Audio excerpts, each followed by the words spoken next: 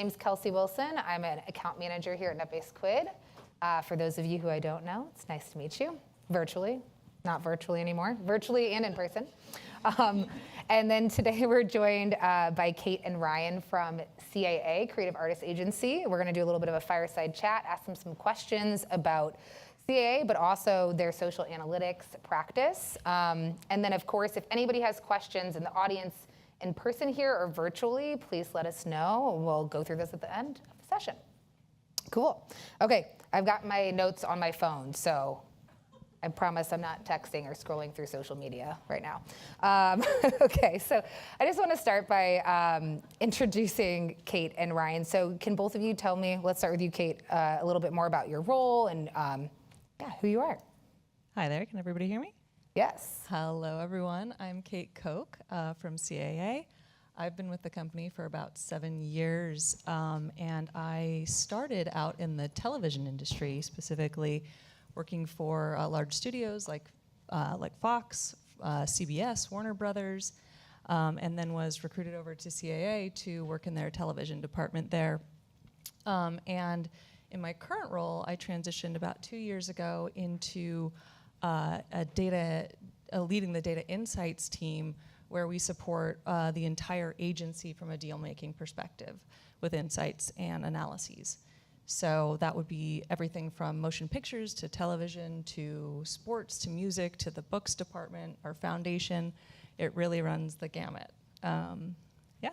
Yes, you wear a lot of hats, I'm sure. A lot of hats. And we may have some Fox and Warner Brothers people in here today. I don't know if they're in the session, cool. but yeah, so full circle. And Ryan, what about you?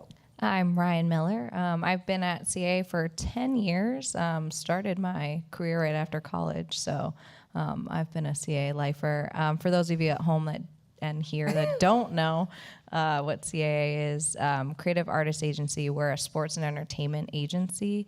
Many of you who've lived in LA know us as a talent agency, but over the past few decades, we've really evolved. I started in our tech group, which is where social intelligence and analytics was born, eventually detached, which I think we'll get into later. But now I work in our brand consulting group, where we represent the brand side of the business. So we represent brands that have sports and entertainment partnerships, naming rights deals, and have large talent deals with some of our clients, but also talent in other agencies. So we're pretty agnostic, and it's exciting to get to work across multiple different facets of the industry, and that's ultimately what brought me to CAA. I'm a pop culture nerd, so. So you're saying we should have you join any of our trivia teams for pop culture? Yes. Same. I feel like my pop culture stuff that's great is just reality TV, so you'll probably be a good addition to that team.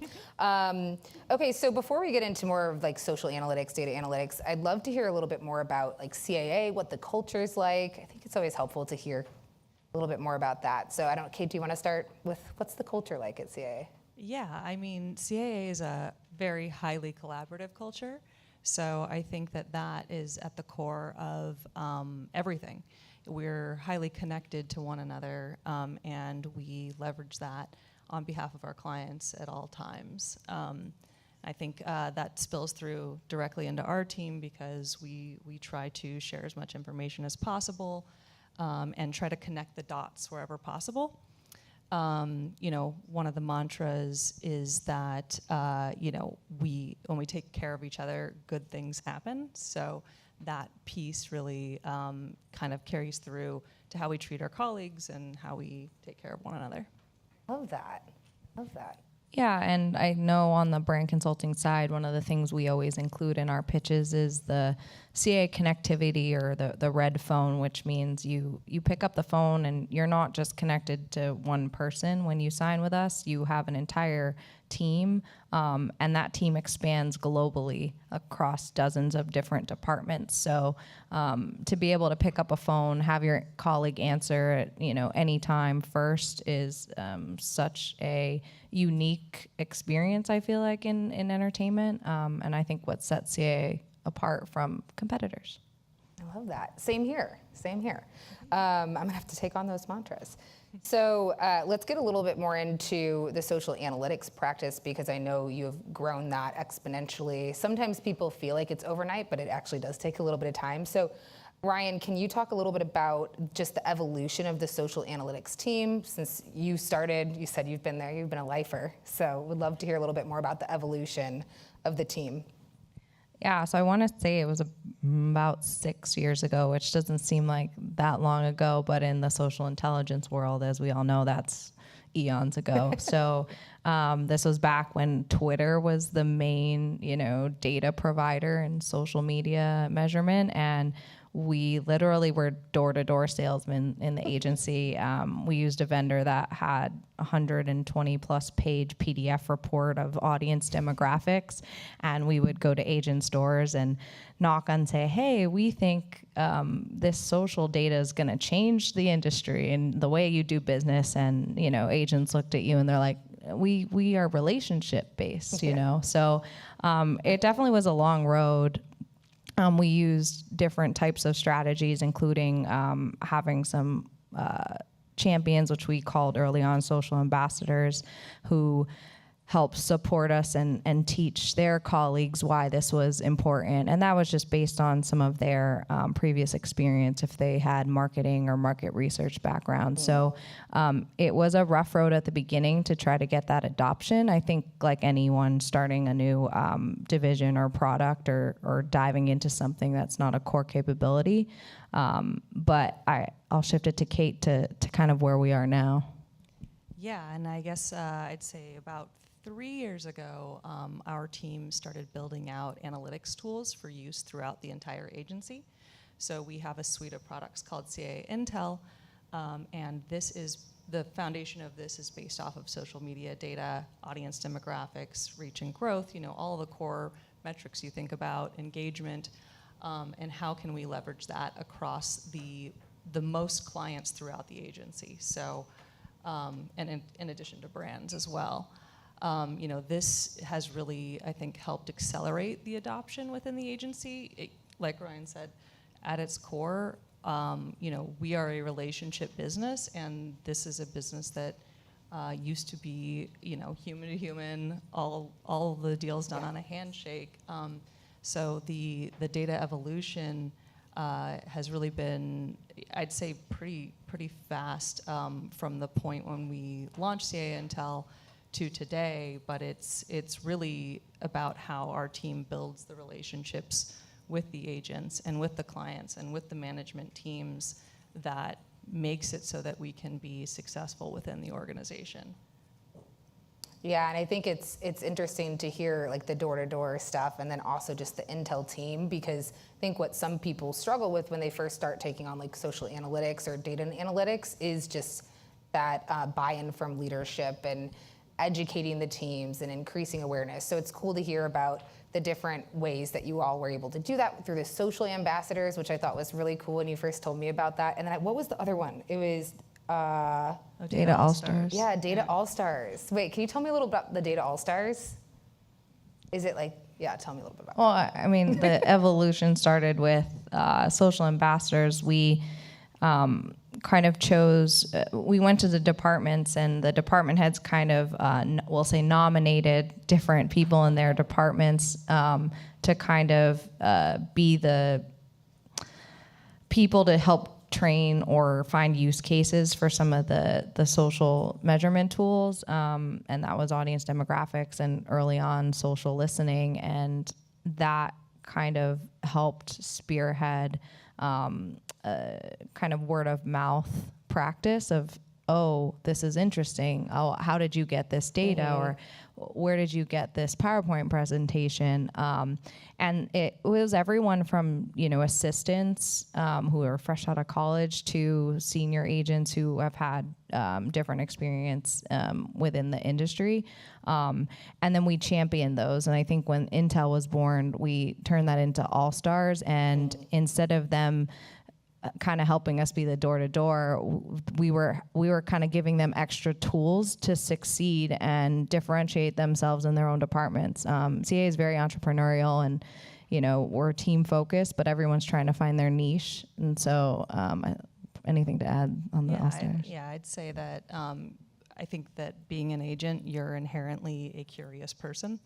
And so I think that carries through to when they see something that's helping them sell, they're going to leverage it, and then it snowballs, and then you tell a friend about it, and it just keeps growing. So those data all-stars, I think, are really critical for us, though, in order to have something to build from, right? Yeah. You need to have those champions, you need to have those advocates in order for that word of mouth to spread. So Absolutely. I need more data all-stars around.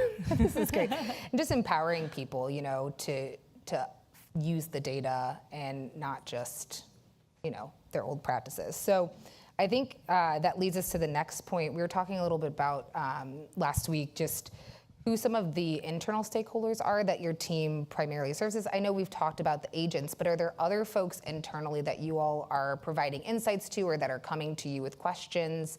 Who primarily do you all work with internally, would you say? I think that, first of all, we're vastly outnumbered by the number of agents. My analyst team is only 9 people strong. Our full data team is about 20 people, and that includes our analytics specialists, our, data science practice as well, and our product management. So, internal stakeholders can be anyone from senior leadership and executives to, even our Corp Comm department.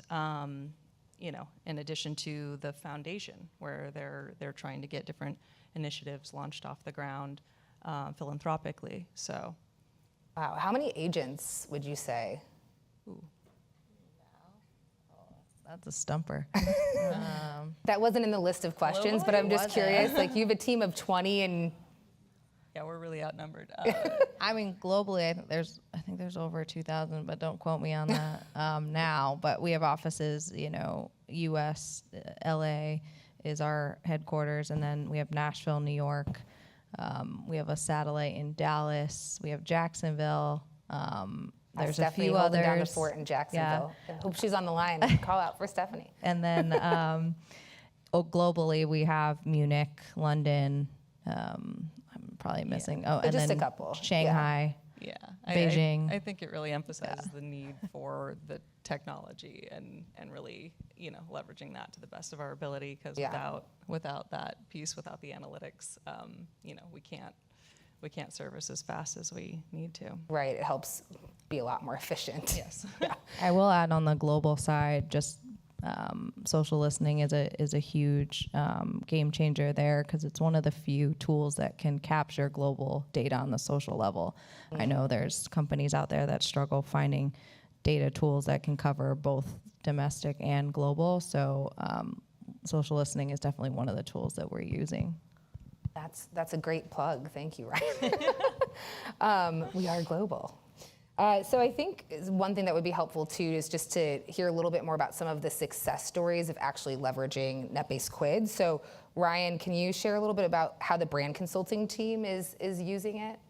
Yeah, so our brand consulting group, we're based in our sports division, but we represent brands that have partnerships, as I mentioned briefly earlier, across sports and entertainment.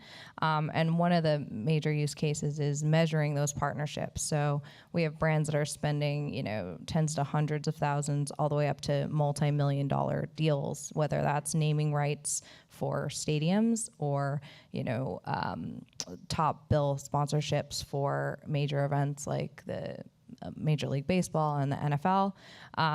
So we have ways to measure their exposure and the value they're getting from their brands. And one example was, during the pandemic, there was no in-person events. So everything was either televised, and on the sports side, when NFL started back up, we had a couple clients who were opening stadiums for the first time and couldn't get fans in. So how do they understand the value and the return on the investment they made? And one of the things that was an input beyond just looking at your logo and how much exposure you're getting on television was, how much is your brand being talked about that's in context of other brands and competitors within the league, as well as the teams, as well as in your category, right? So if it's finance, if it's insurance, and social listening's a big piece of that, and we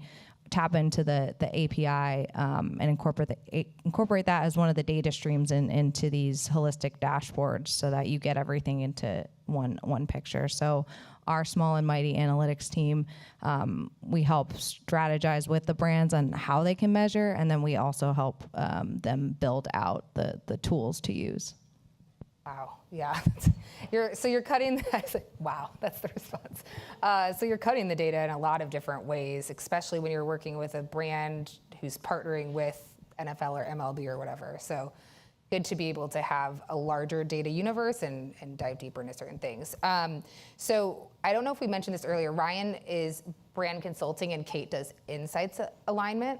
Wait, insights alignment, right? Yeah, mine is for, basically you could look at it more as like brand and talent. But our talent runs the gamut from, some of the biggest music artists in the world to a high-end director to, Will Smith, Right. Like the biggest of the most influential clients in the world, basically. Absolutely. So can you tell me a little bit about some of the success stories that you all have found using social listening?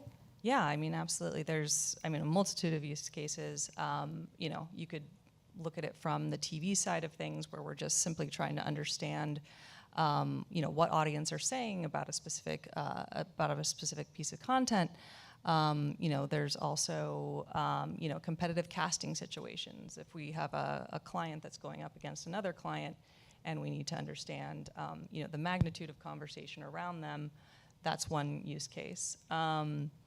Another would be the one that we discussed last week, which is, a client of ours, and this was public in the media, Zack Snyder, the director of the Justice League. He suffered a personal tragedy and wasn't able to finish that film, and there was a movement that emerged on social called Release the Snyder Cut from his very, very passionate fan base, and we were able to use social listening to really understand the magnitude of that movement and how big the audience really was. So in order to see, is there actually a business case for his version of the film to be recut? And it turns out that it was. The unique audience was very large, because sometimes you can have, as everybody in this room knows, you can have a very loud and passionate group of people making a lot of noise, but not necessarily it being meaningful in terms of a broad audience size. So in that case, we were able to prove that the audience was real, and that the social conversation around it from like a mentions perspective was exceeding a lot of the other DC films, like their actual theatrical releases. Wow. So there was a lot of pent-up demand there, and we were able to get a really great outcome, I think. He was able to make the film. It was well received. A lot of people watched it. So I think that those are the types of opportunities that we can get a little more out of the box with, and really try to make something come to fruition. Yeah, I think a lot of times C-suite or leadership people want to jump quickly on stuff, so it's nice to be able to articulate and validate certain things using data, right? And I also feel like I should watch that on the flight back to Chicago. So Do it. That's 4 hours long. So. Yeah, perfect. We'll see if the wind is in my favor, if I have enough time. So just one more question, and then if anybody has specific questions, especially virtually, if you want to type them in now. So Ryan, I was just going to ask, we all know a lot of stuff has shifted in the last couple of years with the pandemic. So have you seen a shift? And if so, sorry, somebody just airdropped something to me, and I was like, what's happening? Like, who's airdropping something to me? This really is live. This is live. Somebody's airdropping their questions to me. Got very, very confused. Thanks, technology. Thank you. So, yeah, how do you think things shifted in terms of the types of questions that you're getting from your clients and internal stakeholders over the last couple of years, just throughout the pandemic? Has it shifted things that you're looking at within data and social analytics?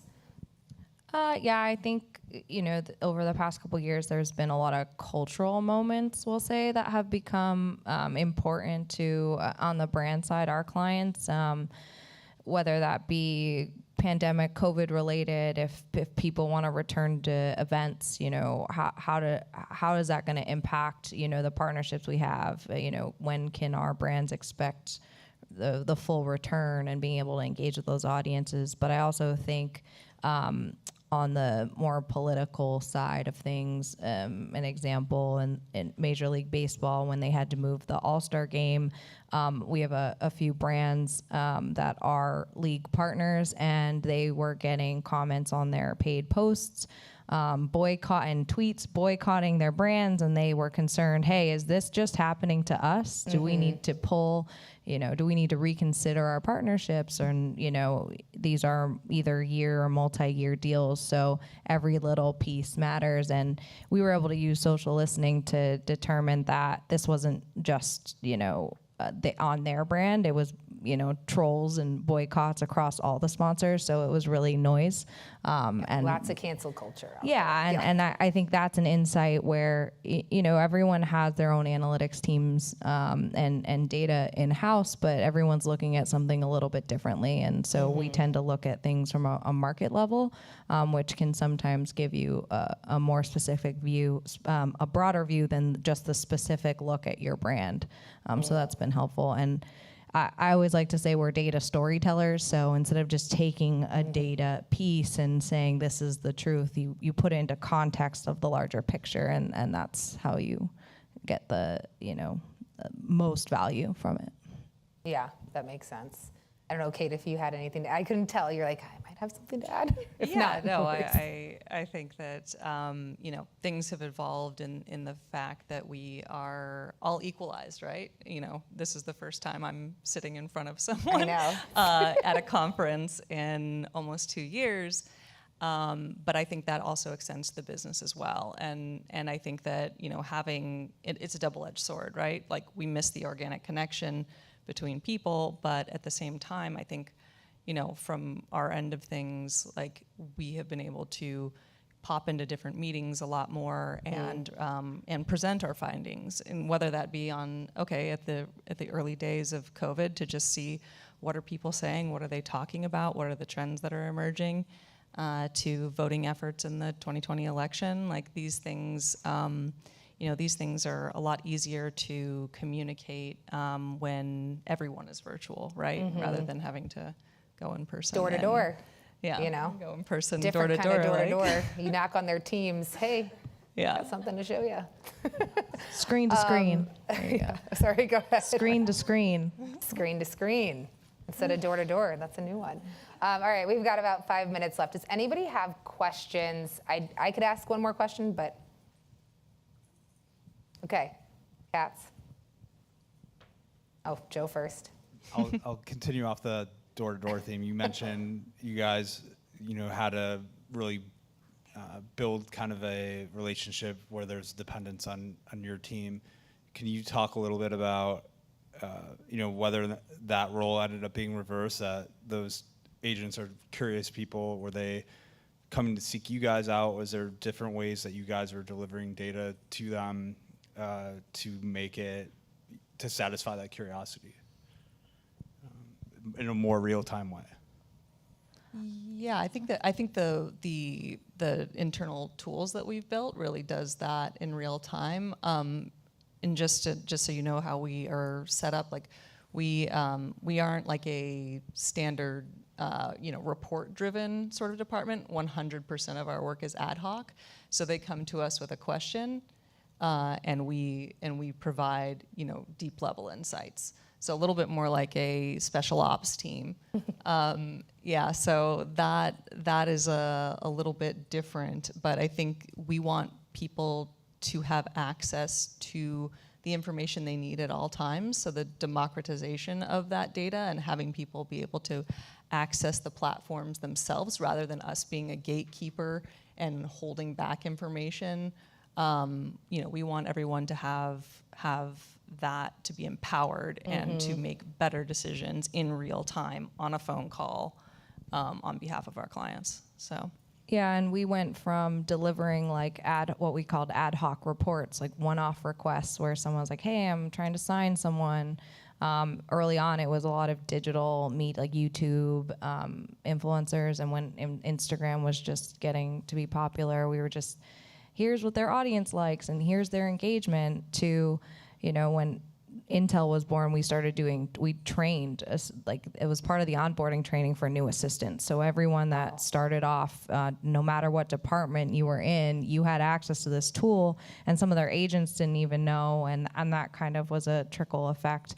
And then the analogy of, if anyone's read the book as a kid, if you give a mouse a cookie, That's a good one. want a glass of milk, I think it's, you help someone out, and with a signing meeting, for example, and then they'll come back to you like, hey, can you do this? Or we also have a data advisory council that meets once a month, and it's agents and executives across the different departments globally that are all like research functions. So Kate's old group in TV, we have groups in motion pictures, sports, as well as corporate communications.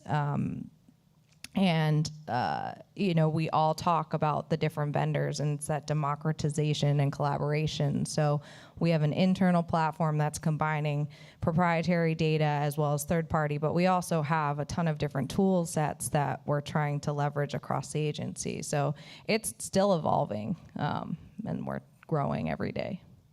Always evolving. Democratization is also a word that I have started using a lot recently. So we're speaking the same language. David? Hi. I'm wondering if you ever use the platform or think about using the platform to help agents identify prospects, right? So more of a business development use case where it's like, if we find an influencer, we find some talent that's, early on, it's doing something, it could be a business development tool for the agents. Yeah, definitely. I mean, we think about that from a lot of different perspectives, not just with NetBase, but through our other social vendors, as well as even survey data. Yeah. So talent identification is really important. Obviously, there has to be somebody that has a passion for them internally to want to sign them, but we also want to be the best in the world at talent identification. So that's something we think about a lot. And would love any tips, Kelsey. Yeah, for how we to might have some tips for you. I think David might have some tips for you. Nice. Harvey, yes? Yes, we've got a question from one of our viewers online. Yes. It's from Samantha Colton. Her question is, how do you reconcile all the different data sources if they don't show a consistent narrative across all the social platforms, be it Facebook, Twitter, YouTube, etc.? Sam hitting us with the hard Yeah. One's for you. Sam, where are you? You're supposed to be here. That's a very common, I think, problem many of us probably have that are using different tools. Again, it goes back to the storytelling. I think it depends on the question being asked and what sources we're trying to use. Every platform's going to harvest the data a little bit differently and apply their own intelligence to it. But what we try to do is see the trends that are consistent, right? If there's anomalies, you can take that into consideration. But, we have an in-house data science team that kind of helps us with that too. And they look at all the data sources we're piping into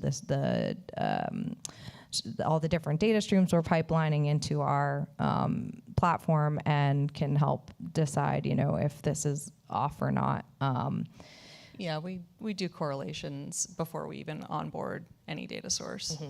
So that is really important. But I also think that there are different ways to tell a story. And I think that, just coming from the TV world, it's, a show that isn't necessarily being talked about a lot on social media doesn't mean that people aren't watching it. There's a lot of content that is leaned back, and it doesn't show on the social side of things. So we look at everything. We're looking at viewership, we're looking at social media, You know, we're looking at Google Trends. Like we will use any data source to tell a story. And, you know, I think it speaks to our expertise of like, how do we navigate through that? Like we need to be the experts of how and when to use those data sources. Yeah, it's really interesting you mentioned that, because we were just having a conversation at dinner last night about writers don't write for social media, right? So they're not necessarily taking that into consideration when they're writing a show, right? Depending on what kind of show. If it's reality TV, maybe different, but yeah, Well, it's, so it's interesting you mentioned that. It's emotions too. I know in one of the talks earlier, they talked about traditional data, which is surveys, and the questions you get are very, I did this or I go here. But with social intelligence, it's, well, I did this because it makes me feel this way. And I think that's the piece that's really important, and why it's not necessarily reconciling the different tools. It's more about how to piece them all together to make the right story. Yeah. Other question? No? Well, those were some great questions. Thank you, guys. Thank you, Kate. Thank you, Ryan.